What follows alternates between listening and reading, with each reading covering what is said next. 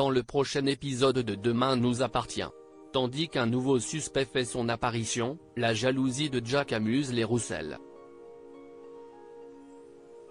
En parallèle, Violette craque pour Jordan.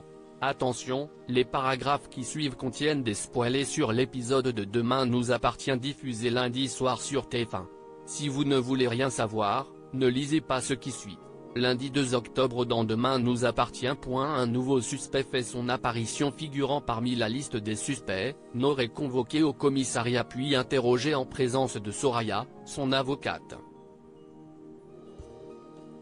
Si elle confirme avoir bien eu une aventure avec le professeur de yoga, elle assure cependant qu'il ne l'a jamais escroqué. Lorsque le lieutenant Caron évoque l'altercation qu'elle a eue avec Vince quelques heures avant sa mort, Noor explique que ce dernier l'aidait simplement à extérioriser son mal-être. Peinant à se remettre de sa rupture avec Gabriel, Vince lui avait en effet proposé un jeu de rôle pour la libérer de sa tristesse.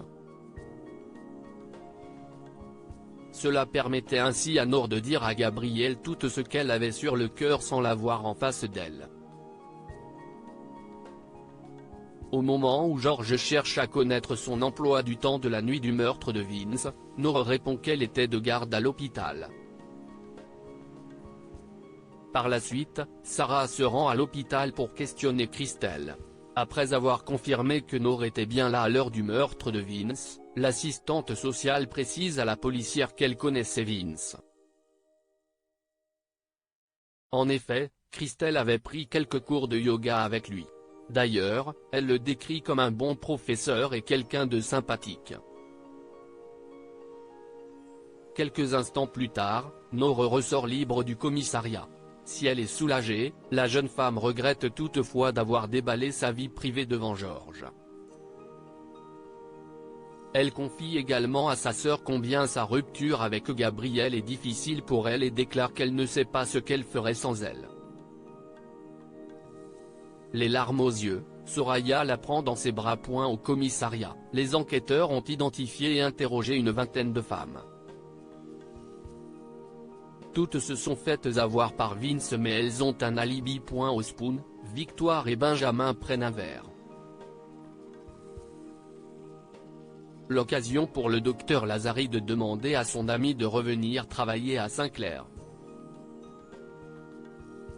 Même s'il a de bons souvenirs, il en a aussi des moins bons. Benjamin a donc besoin de passer à autre chose.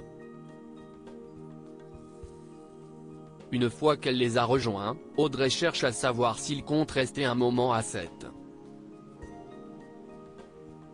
Avec le sourire, Benjamin indique à quel point elles lui ont manqué. Pendant ce temps, Soraya est en pleurs au cabinet.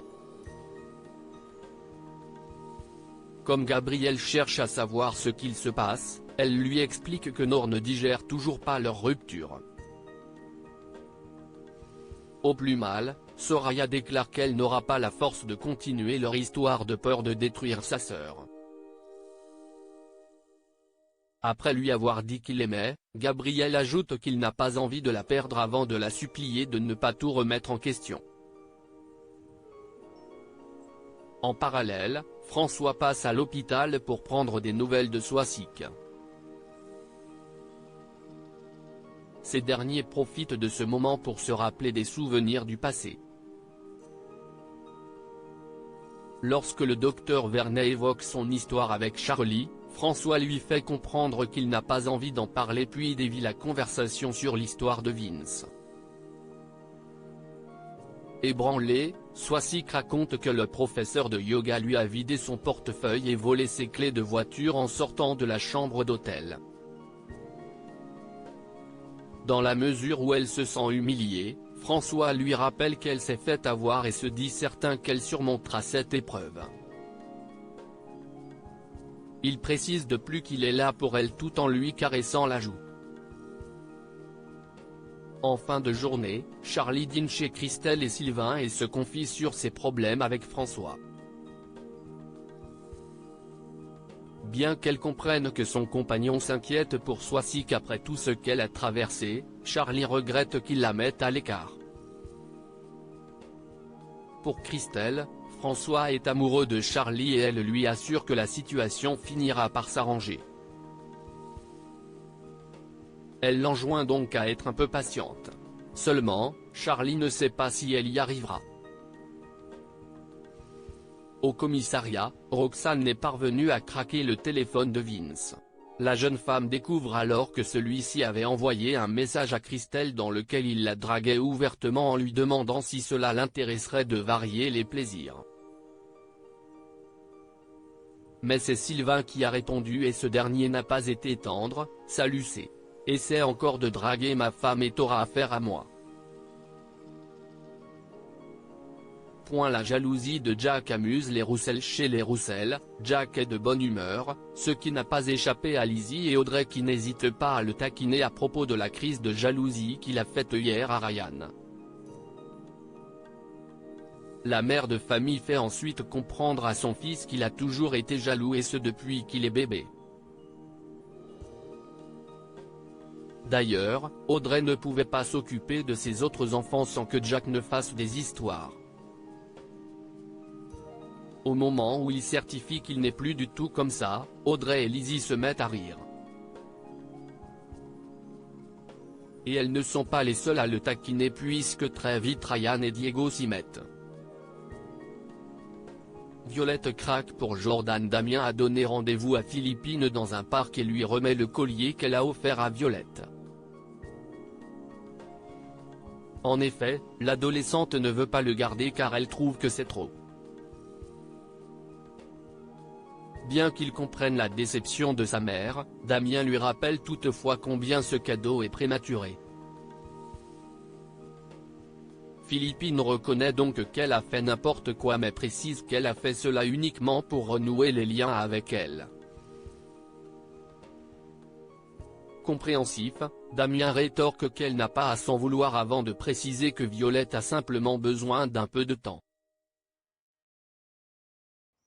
Il lui conseille alors de ne pas la forcer et de la laisser venir à elle. Après lui avoir donné raison, Philippine déclare qu'elle aimerait bien rencontrer Audrey et ses enfants. De son côté, Violette sort du lycée en compagnie de Jordan. Stressée à l'idée que sa mère soit venue à l'improviste, elle regarde partout autour d'elle. Le fils Roussel tente alors de la rassurer et les deux adolescents décident de rentrer ensemble. Plus tard, Roxane profite que Violette fasse ses devoirs pour la questionner sur sa rentrée et plus particulièrement sur les garçons du lycée.